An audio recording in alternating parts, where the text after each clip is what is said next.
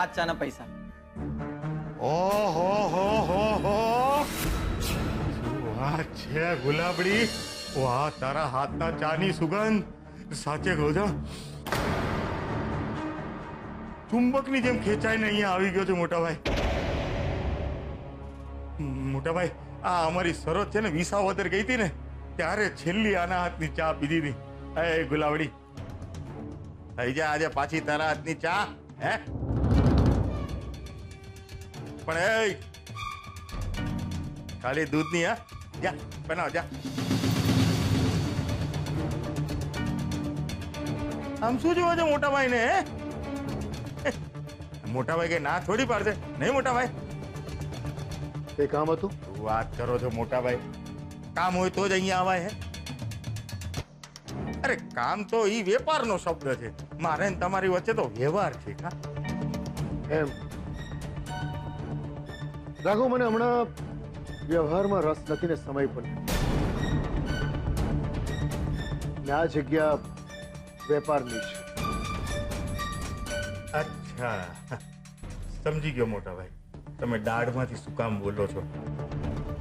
પણ સાચે કહું છો મોટા ભાઈ, આ સુશાંતિ વાળા આખા પ્રકરણમાં બાના સોગન ખાઈને કહું છું, મારો કઈ હાથ નહોતો.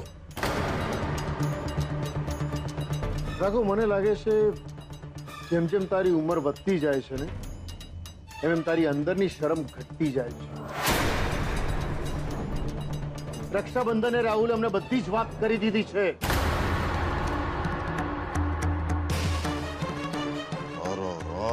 ડોબો ડોબો સાવ ચાર ચોપડીની ઝેરોક્સ જેવો.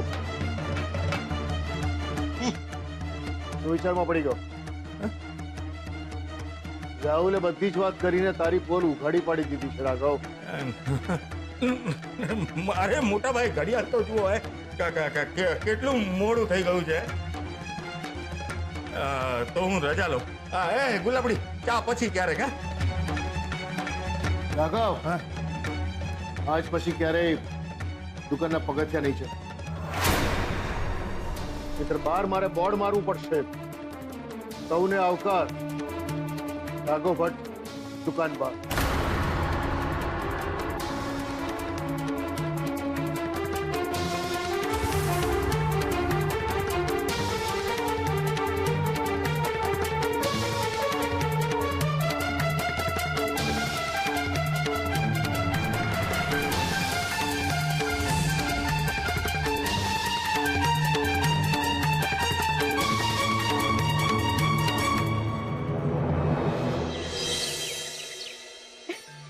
Miss Sejal Bhatt, chartered accountant, અને એ પણ હાફ નહીં, ફૂલ સીએ. સાંભળીને કાનને કેટલું સારું લાગે છે. એક મિનિટ, ઘરે બધાની સાથે વાત શેર કરું? ના, સૌથી પહેલા રૂપેશને વાત કરું, ખુશ થઈ જશે. હા સેજલ, બોલ જલ્દીથી. શું જલ્દીથી? રૂપેશ, જ્યારથી મેં જોબ છોડી છે ને, ત્યારથી તું બસ જલ્દી બોલ, જલ્દી બોલ, હું બિઝી છું એમ કહીને ફોન કાપી નાખે છે. હા બસ એમ તો એમ. રૂપેશ, હું પાસ. હદ કરે છે આ તો. આટલી મોટી ખુશખબર મારે સૌથી પહેલા આની સાથે શેર કરવી, પણ સર પાસે તો ટાઈમ જ નથી સાંભળવાનો. હા તો અરે સેજલ, હા મમ્મી, તું ક્યારે આવી અને શું આવ્યું તારું result? Mummy mummy mummy mummy, અરે અરે શું કરે છે? હું પાસ થઈ ગઈ. અરે વાહ,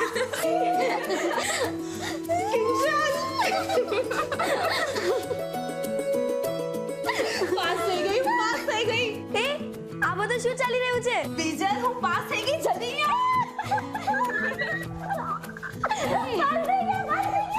અરે છોકરીઓ સાચવીને ભાગી જશે. સેજલ દીદી પાસ થઈ ગયા. તે પપ્પાને કીધું? ના, હજુ નથી કીધું, હવે કહીશ. ને બાને પણ તો કેવું પડશે ને, આમ વટથી કહીશું કે સેજલ દીદી આખા સીએ થઈ ગયા છે. બીજલ, બાને તો બડબડ કરવાની આદત છે. પણ સેજલ, હું તારા માટે બહુ બહુ બહુ ખુશ છું. આ આખરે તારી મહેનત રંગ લાવી. હા, હવે હું પણ મારી મનગમતી જગ્યાએ જોબ કરીશ અને એ પણ આખા સીએ ના પગારમાં. યસ, તો આ વાત પર થઈ જાય 1 2 3. પ્રભુ, ઓલી કિંજલને અમેરિકા પાછી મોકલવાની મેં પૂરી તૈયારી કરી લીધી હતી, પણ આ છેલ્લી ઘડીએ છે ને આ રૂપેશ કુમારે આવીને બાજી બગાડી નાખી. બોલો. I C. એટલે એ આખો પ્લાન તમારો હતો એમ ને? પ્લાન તો ઓલા સુશાંતનો હતો, પણ મોટા ભાઈ સાથે મારી જે દુશ્મની છે એ તો તમારે લીધે જ છે ને. 1 મિનિટ 10. તમારી અને મોહનભાઈ વચ્ચે જે પણ કંઈ છે ને વર્ષોથી ચાલતું આવ્યું છે, ઓકે? એટલે મહેરબાની કરીને મારા નામની રસીદ નહીં પડતા. અને રહી વાત આ તમારા લગ્નના ફ્લોપ પ્લાનની, તમે મને પૂછવા આવ્યા હતા પ્લાન કરતા પહેલા તારીખ દિવસ કઈ રીતે કરવું? નહીં ને? બસ તો પછી હવે એનું ઉઠમણું એની સાદડી વિશેનું ડિસ્કશન અહીંયા શું કામ કરો છો? ના ના પ્રભુ, તમે સમજ્યા નહીં. મને એ વાતની ચિંતા જ નથી. મને ચિંતા છે આ તમારા જે કરોડ ગયા ને એની. કઈ સમાચાર મળ્યા એ કરોડ રૂપિયાના? કે પછી એ કરોડ રૂપિયા તમે ગયે ખાતે લખી નાખ્યા છે? તમે હજુ મને ઓળખતા નથી? તમને હું એટલો મૂર્ખ લાગુ છું? સેજલ જેવી છોકરીની નોકરી છોડાવવા માટે કરોડ રૂપિયાનું નુકસાન કરવું એમ? એટલે એમ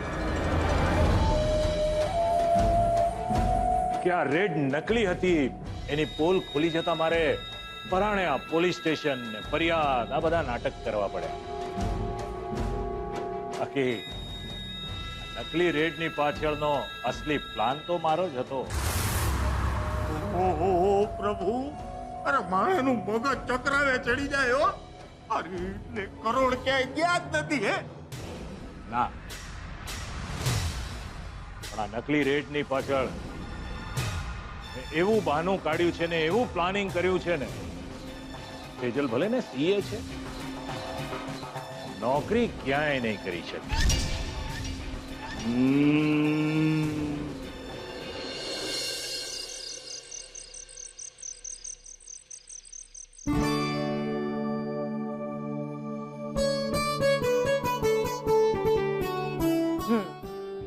મને હતું કે મારા પાસ થયાના ગુડ ન્યૂઝ હું સૌથી પહેલા તને આપું, પણ ના, સર પાસે તો ટાઈમ જ ક્યાં છે મારી સાથે વાત કરવાનો. તો કઈ વાંધો નહીં, ભોગવો છેલ્લા સમાચાર. તું છેલ્લો સમાચાર હોય કે પછી પહેલો સમાચાર, મારા માટે તો એ જ અગત્યનું છે કે તું ફાઇનલી સીએ થઈ ગઈ છે. કોંગ્રેચ્યુલેશન સીએ મેડમ, લઈ લો.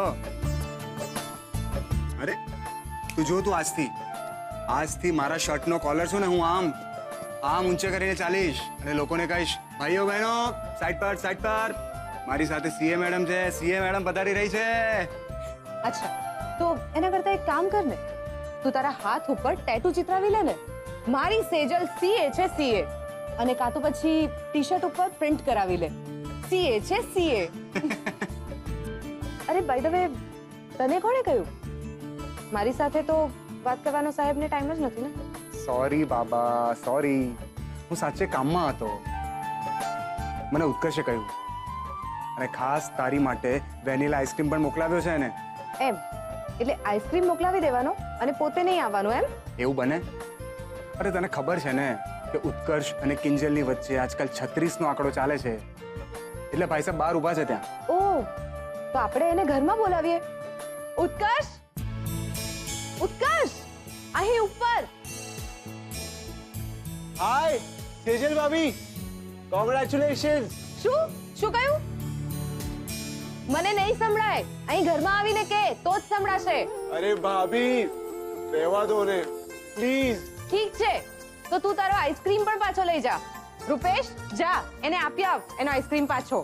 મને ખબર છે કે રૂપેશ આવું નહીં કરે. અચ્છા, તો તું જે કરી રહ્યો છે એ ઓકે છે? તું મને મળવા આવ્યો છે ને, તો તું મારો ગેસ્ટ છે.